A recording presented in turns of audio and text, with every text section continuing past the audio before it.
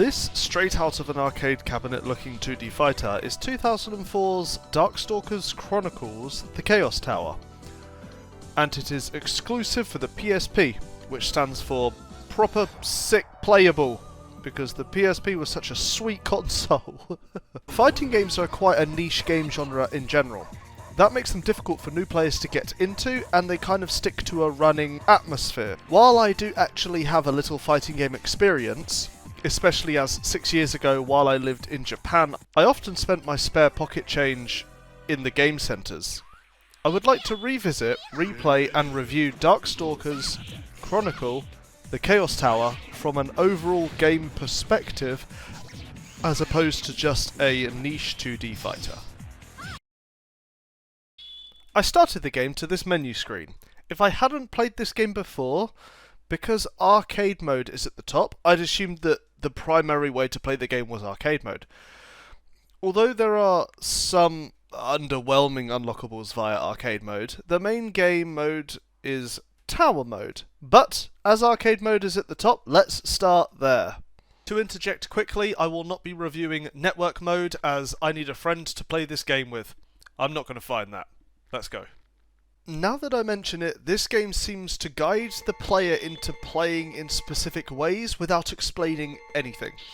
After choosing arcade mode, the bottom option DarkStalkers 3 as opposed to the other two options above it because that's where the cursor hovered first.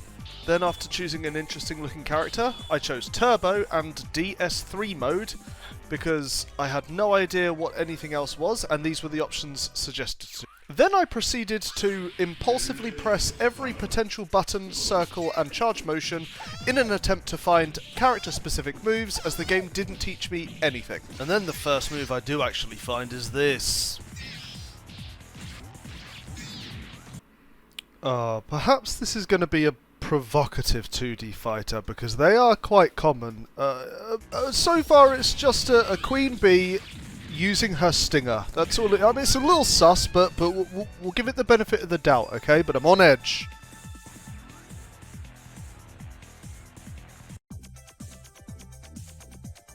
Yep, okay, just as I thought. Right, to make this game easier to get through, one Lude equals one shot, one Nude equals 2 shots.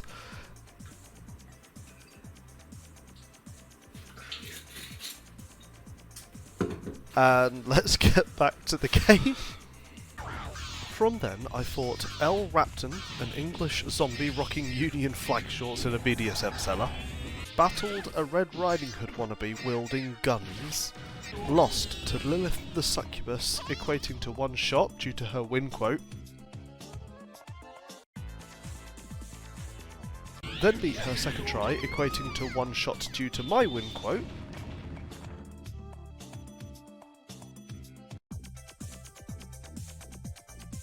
then fought Morrigan, another succubus, but next was Dimitri, who seems to be a kind of M. Bison of sorts. And Dimitri's stage background is so cool.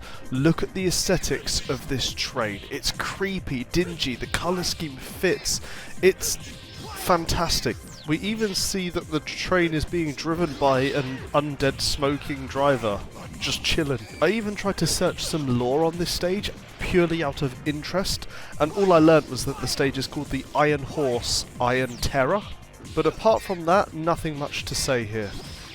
Anyway, then M. Bison beat me, victim blamed me, I tried again and won. And it's on to the final stage of arcade mode, the fight against Jeddah. Jeddah. On this stage, Creator's Fetus. But before you take a sus sip of your drink, story-wise, it kind of makes sense. Because Jeddah reveals to us he's resurrecting a master entity of some kind. And it's what you expect from a fighting game final boss. He's overpowered, but I'm on standard difficulty, so I win in 3 tries, after learning some of his moveset.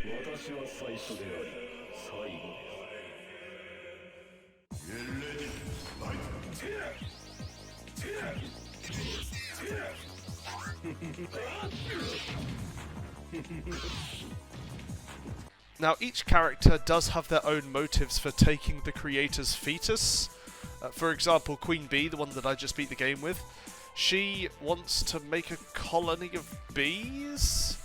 Yeah, I don't know either. Some of the endings may be a little stretched, but this is the one that I got. But then, roll on credits, and we are rewarded for beating the game with this background image of Lilith and Morrigan pressing their naked bodies against each other. Right, nudity equals 2 shots, guys. Come on, playing along at home. In good old fighting game, arcade game fashion, there is a last boss with ridiculous requirements. You had to beat 1 stage with a special move, beat 2 stages with a perfect. It's not something I'm going to do.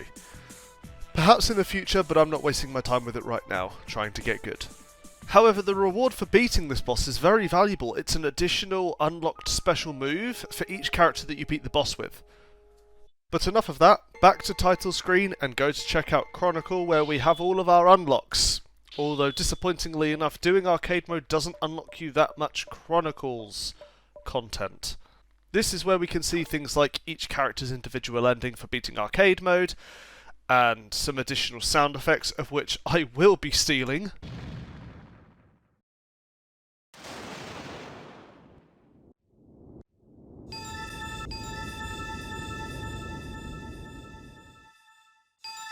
But now it's on to Tower Mode, which is actually this game's main feature for single-player content. In this mode, you choose 3 characters to scale a tower of increasing difficulty. Typically, each floor has branching paths that climb different distances up the tower. Usually, the more difficult challenges of the stage result in you climbing higher, quicker. For example, win without kicking, win with a special move, win with a perfect victory, etc. When a stage is beaten with 1 character, the idle 2 characters gain 5% of their health bar back, so alternating between them is quite necessary. On the trial that you can see now, I was still learning all of this, so hadn't chosen a very optimal team. For what I understand, it's best to have a character with stronger kicking abilities. God damn it, Q.Bee, everybody stop what you're doing, take a shot and then get back to the video. One with stronger punching abilities, and then an alternative character, to try and cover more diversity. However, I didn't learn any of this until my second attempt of the tower. This attempt didn't go very well because I wasn't entirely sure what to expect, nor did I really understand the game so well yet. For example, I didn't really take into consideration a lot of the heavy rushdown strategies to take off more health at once. This is also where you unlock illustrations. I'm not entirely sure how you unlock each illustration, perhaps it's a progression related thing. However, this is where I learnt that you can unlock illustrations. I also found this really annoying spam with Q.Bee's kicks, and the only reason I found it was because it was a kick-only challenge.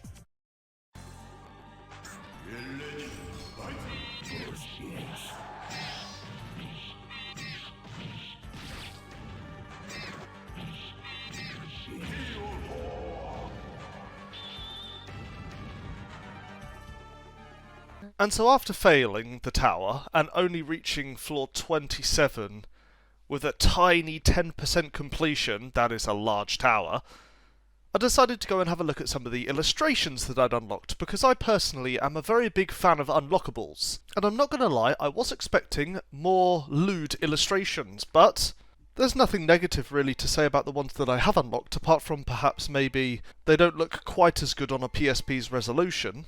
However, they give you a little bit of insight into the characters, and a little bit of visual lore, I suppose.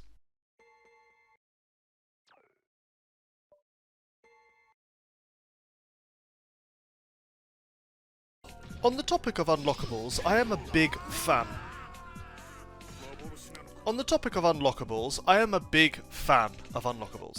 It gives you a small goal driven by motivations of progress.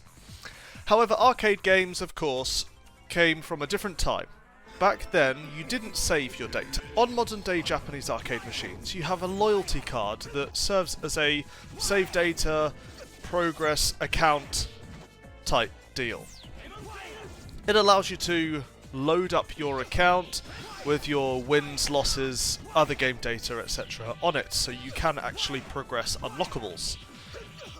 Once you tap your loyalty card, you insert your 100 yen, and boom, there's your account. However, before that, in the older days of Arcade Machine, you had to do a special button in reveal a secret character, and then you can play as that secret character until your 100 yen is up, and the data is not stored anywhere. That is how DarkStalkers Chronicles treats it, and I don't like it. For example, the Marionette secret character is selectable on arcade mode only by selecting DarkStalkers 3, hovering the random character icon, tapping start 7 times, then hitting X. This would be a perfect way to select a secret character on an arcade machine and really amaze your friends, but on a home console that actually can save your data, I feel like there should be more of an unlockable aspect to it. Once you've found the secret character, you then should be able to find their little hexagon face on the character select screen, or something like that.